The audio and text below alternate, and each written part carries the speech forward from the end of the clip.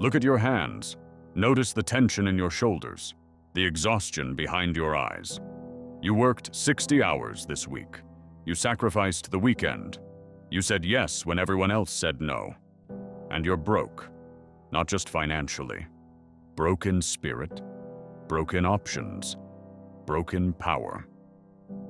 In 1513, Niccolo Machiavelli sat in a cell in Florence, tortured, exiled, stripped of everything he'd built through decades of loyal service. He'd worked harder than most men dream of working. He'd been competent, tireless, indispensable to the Republic.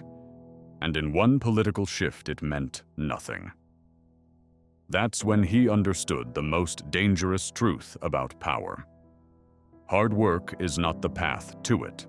Hard work is what they give you instead of it. From that exile, Machiavelli wrote The Prince. Not a book about working harder, a book about seeing the machinery of power clearly without the comforting lies. You need to see that machinery now. Because right now, you are a component in someone else's machine. You are the engine. You generate the force. But someone else steers. Someone else decides the destination. Someone else arrives. You feel it, don't you? That quiet rage, that sense that the rules don't apply equally, that people lazier than you, less competent than you, less dedicated, then you are somehow winning while you're drowning. You're not wrong. The game is rigged. But here's what personal development gurus won't tell you. The game isn't rigged against hard work. It's rigged to weaponize hard work. Your effort is the fuel, their system is the engine, and you're burning yourself out to power someone else's ascent. The hardest workers in history were not emperors. They were slaves. They built the pyramids, but they didn't sleep inside them. You're building monuments to other people's legacies with your own exhaustion, and the most brutal part, you're proud of it. You wear your burnout like a badge. You compete over who's more tired, more stressed, more sacrificed. That pride is the chain. That's the psychology coded into you from childhood. Suffer, and you'll be rewarded. Grind, and you'll advance. Be good, and good things will come. Lies. All of it. The world rewards position, not performance. It rewards leverage, not labor. And until you understand that distinction, really understand it in your bones, you will stay exactly where you are. Useful. Reliable. Powerless. Let me show you the machine. Imagine a dam. Massive. Concrete. Built to capture a river's force and convert it to electricity. The river flows constantly, powerful, relentless, pure energy. But the river doesn't control where it goes. The dam does. The dam decides when the water flows, where it flows, what it powers. You are the river. Your effort, your hours, your competence, that's the current. Constant. Powerful. Flowing. But you didn't build the dam. Someone else controls the gates. Someone else captures the energy. Someone else profits from the electricity. This structure is ancient. In Renaissance Italy, Machiavelli watched the guilds, the craftsmen, the artisans, the builders. These men created everything. The art, the architecture, the commerce, exceptional skill, tireless work, and above them, the Medici family. Bankers. They didn't mix plaster. They didn't carve marble. They controlled the capital, the contracts, the decisions of what got built, when, and by whom. The builders were indispensable. Without them, nothing existed.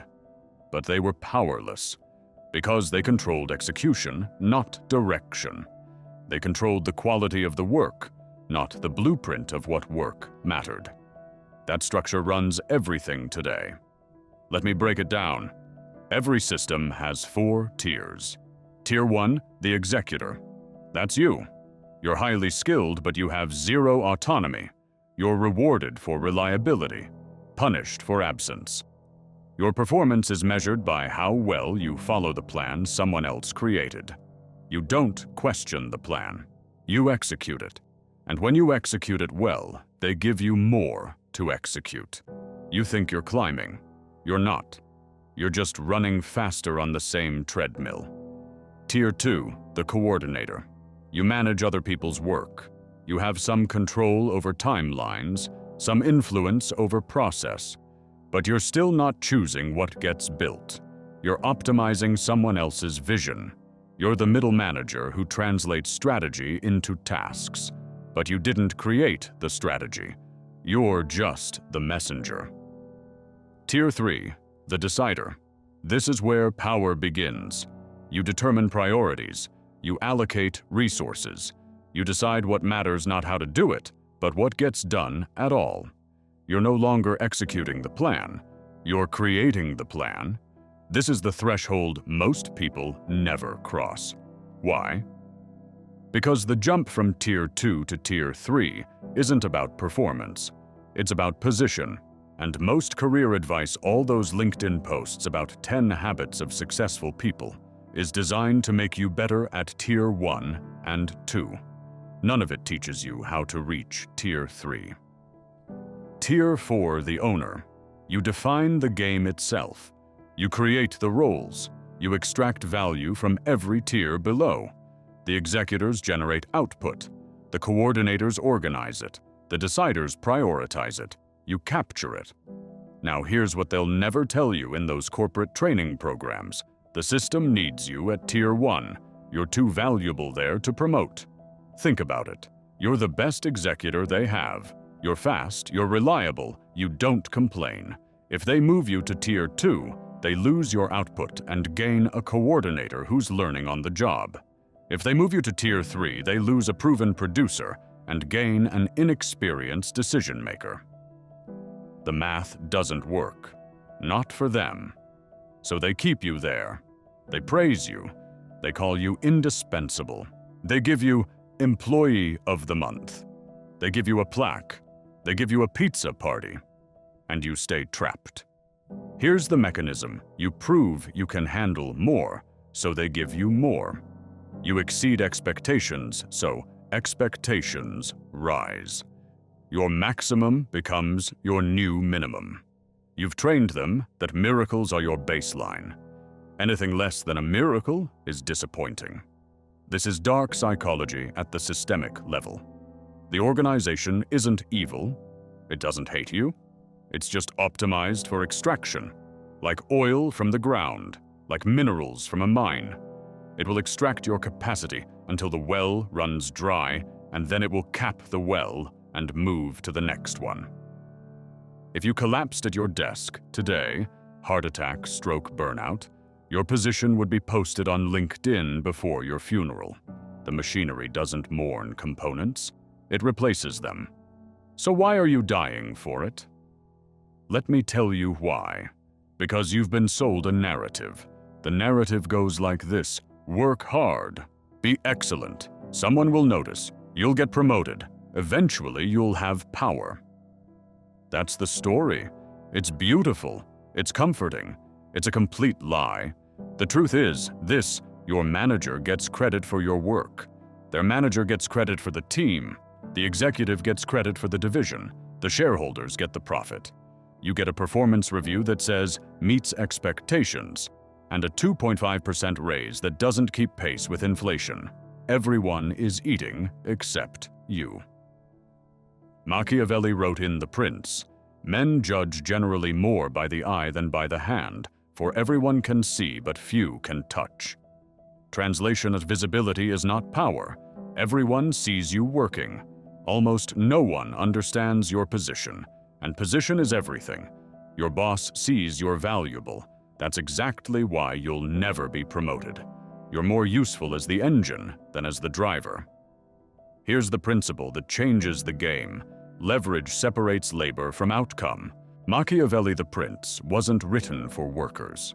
It was written for rulers. Because rulers understand something, workers don't. Effort and result are not connected in a straight line. You can work 100 hours and get 0 return if your direction is wrong.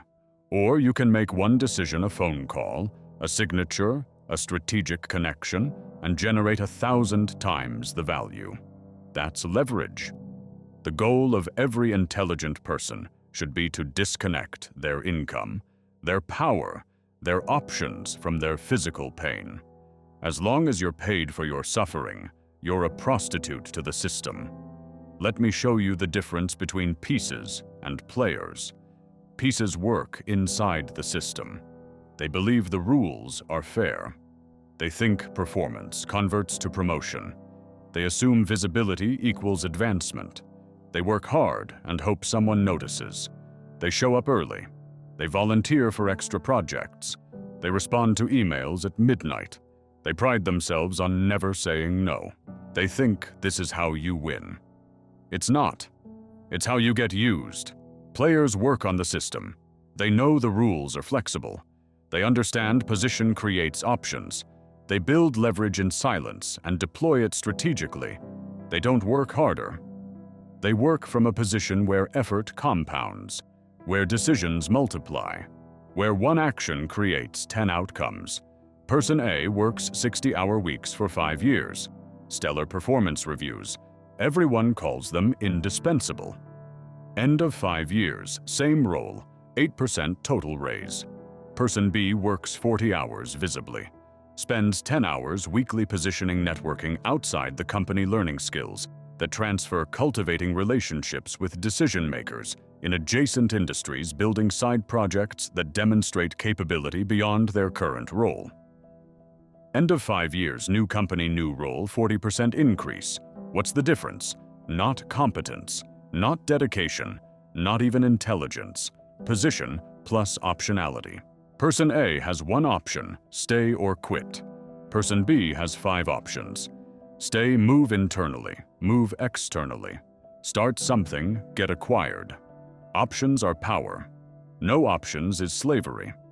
This is where Machiavellianism becomes essential for self-mastery. Not manipulation for its own sake. Strategy for survival. Machiavelli described 2 natures. A prince must embody the lion and the fox. The lion is force, direct, visible, intimidating. The lion attacks obstacles head-on. The lion works harder, longer, stronger. The lion roars to announce its presence. The lion believes in the frontal assault. The lion is noble. The lion is honest. The lion fights fair. And the lion gets trapped. The fox is cunning, indirect, hidden, strategic. The fox doesn't fight the wolf, the fox avoids the trap. The fox doesn't break the wall, the fox finds the door.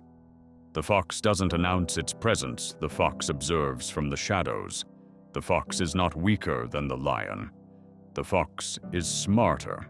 The fox understands that the world is full of traps that brute force cannot defeat. Hard work is the lion. You've been a lion your entire career. Pure force. Pure visibility. You show up early, leave late, take. Every project, prove you can carry more weight. And what happened? You got trapped, because lions are predictable. And predictability is a cage. The world is not run by lions, it's run by foxes. Walk into any boardroom. Look at the people who actually hold power. Are they the hardest workers? Are they the ones staying until midnight? Are they the ones with carpal tunnel from typing? No, they're calm, they're composed, they speak slowly, they ask questions instead of providing answers. They make one decision and 10 other people execute it. They're foxes. They learned early that visible effort is for employees. Strategic thinking is for owners. The fox understands something the lion doesn't. Traps are everywhere. Office politics, market shifts, reorganizations, budget cuts, technology disruption, changing leadership, economic downturns. The lion charges forward and gets caught. The fox sees the trap and walks around it. Or better yet, the fox lets someone else trigger the trap while watching from a safe distance.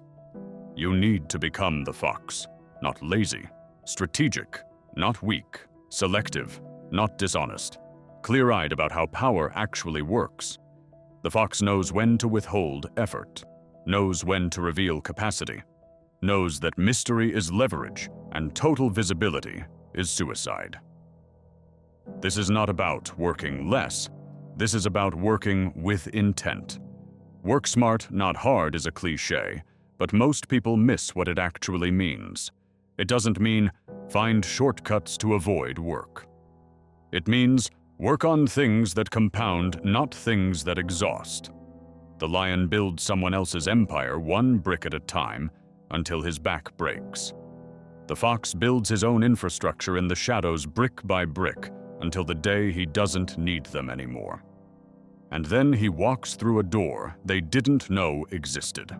So how do you become the fox? Let me give you the specific moves. First, stop showing your full capacity. Right now, you deliver 100% on every task. You think that's integrity. It's not. It's stupidity. Here's what happens. Week 1, you deliver excellence. You get praised. Week 2, you deliver excellence again. Now it's expected. Week 3, you deliver 90%. Suddenly, you're disappointing. Week 4, you deliver excellence. Now it's just normal. You taught them your ceiling. They will never ask for less than that ceiling again. You have no room to negotiate, no buffer, no leverage. Every time you exceed expectations, you erase your own margin. You reset the baseline upward. And the terrible thing, they don't even realize they're doing it to you. The system automates exploitation, the Machiavellian move. Deliver 80% at first. Create the perception of growth. Reveal capacity incrementally. Always maintain a reserve. New project lands. Lion says, "I'll have this done by Wednesday." Fox says, "I'll need until Friday." Both deliver Thursday. Who has power? The fox just built a one-day buffer into every future timeline. The lion locked himself into an unsustainable pace. This feels dishonest to you. That's the morality they installed in you. The morality that benefits them, not you. Let me ask you, do they show you their full capacity? Does your company tell you exactly how much profit they make off your labor? Does your manager tell you the real budget for raises before negotiating you down? Does the executive team show you their compensation before asking you to sacrifice for the team? No. They withhold. They meter. They negotiate. They operate strategically. And they call it business.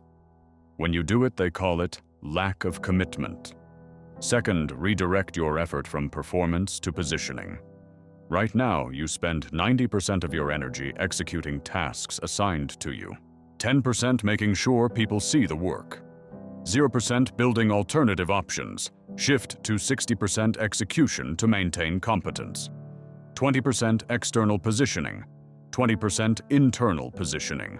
External positioning means network in adjacent industries, build skills that transfer, create side income, establish visibility outside your company, make yourself findable to better opportunities, start a newsletter, contribute to open source projects, speak at small events, write, teach, build a reputation that exists independent of your current role. Why? Because the day you need to leave, you need to be known. The day the market shifts, you need options. The day your company restructures, you need somewhere else to go. Internal positioning means get proximity to decision processes, not just decision makers. Access information flows. Understand where budget really gets allocated. Build relationships across functions, not just up the hierarchy. Most people network vertically. They suck up to their boss. They try to get face time with executives. That's amateur. Professional networking is horizontal and diagonal. You build relationships with people in finance, in sales, in product, because those are the people who know what's really happening. Those are the people who hear about new roles before they're posted. Those are the people who can introduce you to opportunities you didn't know existed. You're still working. But now the work is compounding. Now it's building position, not just output. Now it's creating options. Remember the dam? You're still the river, but you're digging new channels. When they try to close one gate, you flow elsewhere. Third, treat loyalty as a tactic, not an identity. You are loyal to your company. Why? Because you think loyalty converts to security. It doesn't. It never has. They are loyal to you as long as you're useful. The moment you're not, layoff, restructure. Eliminated position. That loyalty evaporates. The company is not your family. The company is not your friend. The company is a machine designed to convert your labor into profit for people who are not you. You should be loyal to them as long as they're useful to your trajectory. Not forever. Not automatically. Conditionally. Based on mutual benefit. This is not betrayal. This is proportion. This is reality. Machiavelli wrote, "The promise given was a necessity of the past. The word broken is a necessity of the present." You made commitments when you had different information. When new information arrives, they freeze. Raises, they pass you over. They hire someone external for the role you wanted. Your commitments adjust. You become a double agent. You still show up. You still execute. But emotionally, you've detached. You're no longer invested in their mission. You're extracting value, skills, relationships, knowledge, while you build your exit in silence. Every day at your job is a paid education. If you're just working, you're missing the point. You should be studying. How is this business actually run? How do they acquire customers? How do they retain them? How do they manage cash flow? How do they hire? How do they fire? How do they manipulate perception internally and externally? Steal their playbook. Take notes. And when you leave, you'll take knowledge worth more than your salary. This feels wrong because you've been taught that work is identity. You're not just a hard worker. You are a hard worker. It's who you think you are. Break that. Hard work is a tool, a hammer. You don't worship the hammer. You use it when you need to drive a nail, then you put it down. If you carry the hammer everywhere, you just look like someone desperate to find something to break. Fourth, embrace stillness. You are addicted to motion. Busyness is your drug. Activity is how you regulate anxiety. When you stop moving, you have to think. You have to feel. You have to confront the question. Is this it? So you stay busy. You stay frantic. You stay distracted. The system loves this. A tired population doesn't revolt. A busy mind doesn't plot escape. Machiavelli spent years in exile doing nothing that looked productive. He sat in his study, he read ancient texts, he thought. And from that stillness came The Prince, a work that has shaped empires for 5 centuries. If he'd spent those years grinding, trying to prove his worth through visible effort, we wouldn't know his name. You are burying your strategic intelligence under a mountain of tasks. You're drowning your potential in a sea of to-do lists. Thinking is invisible labor. Strategy requires space. Planning feels unproductive because it doesn't generate immediate output. But 1 hour of strategic thought is worth more than 10 hours of misdirected execution. Protect time for stillness, not meditation, not relaxation. Cold, calculated thinking about power. Questions like, who actually decides my trajectory? Where is leverage in my current position? What am I building that's mine, not theirs? What would I do if this ended tomorrow? Who would I call? Where would I go? What skills would transfer? Most people can't handle that silence. The silence is terrifying, because in the silence you realize how fragile your position is, how dependent you are, how few real options you have. So they run back to busyness. They volunteer for more projects. They respond to more emails. They attend more meetings. Anything to avoid the silence. The cage has food. The cage has routine. The cage feels safe. The wilderness is empty. The wilderness is cold. But the wilderness is free. Now let me warn you what happens when you start applying this. Internal resistance will come first. Guilt. I'm being selfish. I'm not a team player anymore. Fear. They'll see through me. They'll fire me. Identity crisis. This isn't who I am. Good. That's the old programming trying to reassert itself. That's the slave morality fighting for survival. Let it die. You'll feel like a fraud at first. You'll feel like you're betraying something. You are. You're betraying the version of yourself that they installed. The version that serves them, not you. External pressure will follow. Colleagues will notice you're different. You've changed. You used to stay late with us. You used to care. Your manager will probe. Is everything okay? You seem distant. Perfect. That means it's working. That means you've stopped being predictable. Predictability is control. Mystery is power. They want you back in the box, back in the rhythm, back to being the reliable one, the one who never says no, the one who absorbs the chaos so everyone else can coast. Don't go back. You're not becoming a bad person. You're becoming an effective person. There's a difference. Bad people destroy value to take it. Effective people create value and capture it. Bad people hurt others for pleasure. Effective people protect themselves from exploitation. The transformation is simple, but not easy, from worker to architect, from loyal to strategic, from visible to selective, from open-handed to metered. You still work. But now the work compounds. Now it builds position, not just performance. Now it creates options, not just output. Think about it like this: before you were a laborer. You showed up, you executed tasks, you got paid, you went home. Tomorrow, same thing. There was no accumulation, no compounding, just time traded for money. Now you're an architect. Every decision you make, every relationship you build, every skill you develop, it stacks. It compounds. You're not just trading time for money, you're building infrastructure. And infrastructure generates value, whether you're working or not. Machiavelli wrote, "Fortune favors the bold, but only when they are prepared.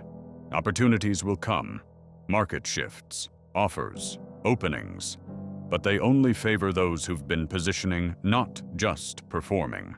The person who's been pure lion, all visible effort, all loyalty, all sacrifice will be trapped when the door opens. Too valuable where they are, too exhausted to move, too broke to take a risk, too unknown externally to get offers. The person who learned the fox, who built options in silence, who metered capacity, who positioned strategically, will walk through that door. And the organization will ask, what happened?